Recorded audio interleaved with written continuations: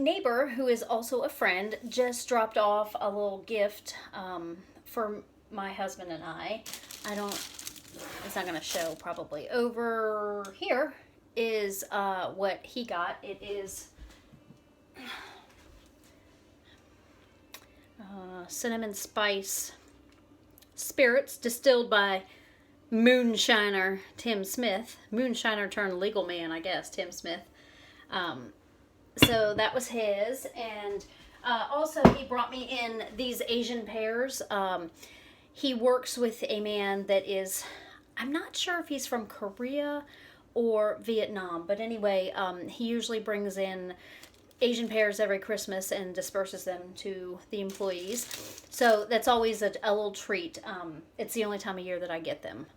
They do have them available for sale in some of the stores, but I just tend not to usually buy them. So I will enjoy these giant meaty pears at some point in the upcoming weeks. And I thought I would just open my gift online, or online. Yeah, well, I mean, I guess it will be online, but live on camera. Obviously, it's probably something from the liquor store. Wonder if he was there at 7 a.m. when they opened this morning. Got his sausage McMuffin and then headed to the liquor store. Oh, peach and orange blossom vodka. Look at there. I'll definitely have to look up some recipes. Fresh, juicy, ripe peach taste with a subtle orange blossom finish. So, hot diggity dog. There we go. And, sorry for shaking. I've got my butter and my eggs coming to room temperature here for the cookies that I'll be making. They each will go in a separate recipe, but they had to come up to temperature. So, because I keep my refrigerator at about 33 degrees, which I realize is quite cold, but it works for me. So anyway, that's that, and at some point today I'll get to a regular video and update and all that jazz and opening the mini and whatever, so I will see you then. Hey y'all, Merry Christmas Eve. It's the 24th day of Vlogmas. Only one day left on this adventure. It is just before 2 in the afternoon.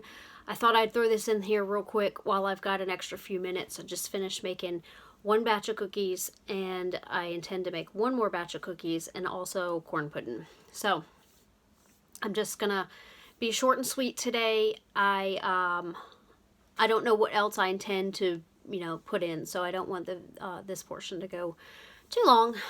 Plus, I'm sure we're all busy with things to do today. So I've got my festive drink.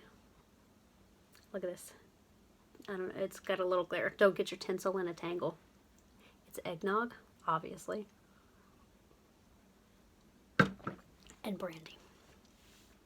So, I made molasses cookies so far. Is this the first time I made this? That holiday trail of historic homes that I went on, or historic places I went on a couple weeks ago.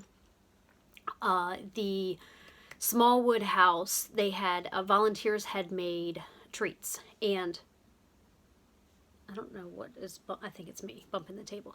Sorry, sidetrack.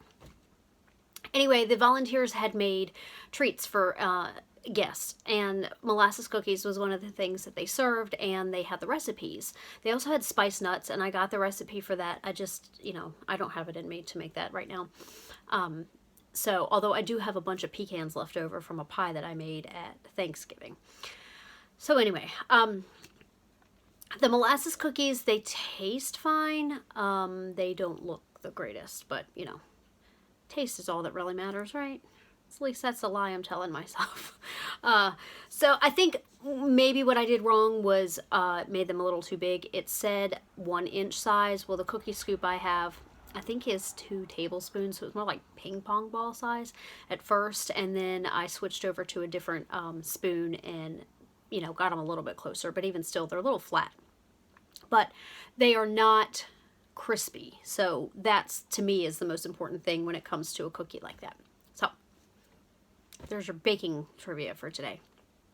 My knitwear is the Shark Tooth Shawl by Stephen West.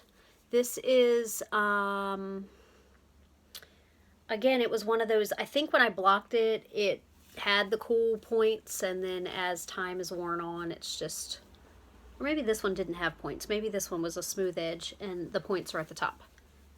Dun it, dun it, dun it, dun it, dun it, dun it. Cool, huh? This was a special project, not only because it's beautiful, but also the colorway is Hilton Head Island. This is Unwun Yarn Company Weekend Sock, which is a retired base for Dana. She dyed this. This colorway is exclusive to Needlepoint Junction. Oh my goodness.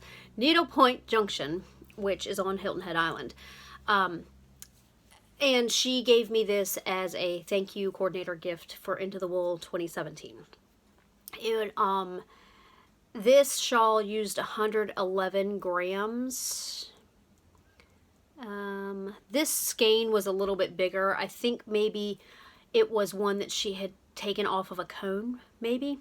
But anyway, I really love it. But when it came down time to knitting something with this skein, let's see, I made it in May to July of 2018. So this one's a little more current than a lot of the things I've been showing. Anyway, when I wanted to choose a project with this yarn, when I came across Shark Tooth, I knew I had to do it because right before I started this, Dana had visited me. She was here, I think, for about 4 days. We went to Maryland Sheep and Wool together, and I got to take her around my area because usually it's me visiting her and she shows me around her area, which is cool. So I was able to return in kind this time. And the first evening she was here, or first afternoon she was here, we went down to a shark tooth hunting spot. It is in my hometown, and sorry, I'm getting distracted. I've got Amazon stuff coming today. I mean, talk about wait until the 11th hour, huh, Tiffany? Let's not do that again. Anyway, so I took her down to a place that is a state park, but when I was a child, it was just, you know, shoot, I don't even remember what we called it, but it was just a place that everybody in the area knew was there. But now it's been turned into a state park, so all the world can enjoy it. But it's a prime place to hunt for shark's teeth. And Dana tells me that I'm the shark tooth whisperer because I can spot them, even the teeniest, tiniest one, just out of, you know, from standing height, or, you know, at least from bending over a little. I guess it's just one of those things that I've done all my life, and so it comes easily. I am not one of those people who can look at one of those illusion pictures and see a design. Never have been able to accomplish that. So maybe the only thing that I'm skilled at is finding these shark's teeth. But anyway, all that to say, this was a very nice memory. Finding the shark's tooth inspired pattern and then knitting it with the yarn that Dana had dyed, you know, just all the good things. So that's that. I guess that's all I have to say about that. So I guess I'll just get on to the mini opening, because if I said short, maybe I should honor that this time instead of like every other time when I say it's going to be short and, you know, still normal length. Whatever. You're used to it by now. This is day 24. And I can't wait to see what's inside. We're almost at the end. What am I going to do every day when I don't have a new little bit of yarn to open up? Oh, this is very pretty. Old Lang Syne, which is appropriate given that we're wrapping things up here shortly and the new year is upon us. Woo, hold on. Oh, look at there. If you tap the screen, it does adjust. Very pretty. There's some bright blips in there and just so pretty. Good, good, good. Okay, and then this will be our last fun fact. I mean, I will be recording tomorrow.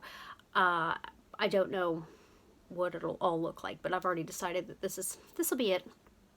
So in the Muppet Christmas Carol, which I really do enjoy, the way that they were able to achieve the flowing look of the Ghost of Christmas Past was they soaked the puppet in water, in a water tank. And that's how he had that, you know, ethereal, flowing, drenched look. So I guess that'll be that. Attending a Christmas party later, as I've mentioned a couple different times. It's going to be Santa. Santa will be there on a fire truck, driving through. Some of the crews that do well, all the crews that do this Santa run will be stopping by to have dinner and that kind of stuff. This is the last one. So it's been happening for many, many years. So we'll just have to make sure that this last one is the best one yet. So with that, I think that I will hop off here. I've got a lot of dishes that are staring me down, so that I can get on to the next batch. Yeah, I'm wearing my, I don't know if it's going to show or not. It's like the only time of year that I wear an apron. And, you know, I'm feeling very domestic and festive. I'm a festive domestic. How about that? So with that, I will wish you a good day, evening, morning, what have you. A Merry Christmas no matter. And I will see you again tomorrow. Bye.